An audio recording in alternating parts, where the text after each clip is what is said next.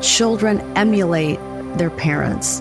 When their parents behave better, when they are exhibiting the same values that they're trying to instill in their children will pick up on it 10 times more when they exhibit those behaviors rather than just simply telling them what to do or how to do it.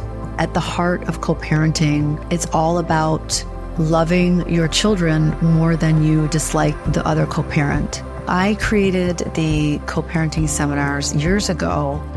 I believe that these seminars are helpful to a lot of people because by teaching others how to be better people in general, and therefore better co-parents, they will raise better people, better children, and better citizens of our country.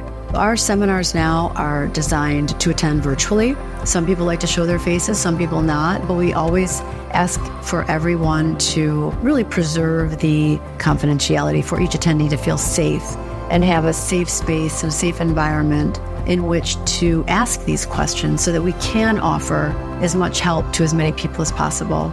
We try to help resolve their concerns from a more practical standpoint, and then if they can't do that themselves, they know where to go for that help that they need to take the next step to pursue legal remedies.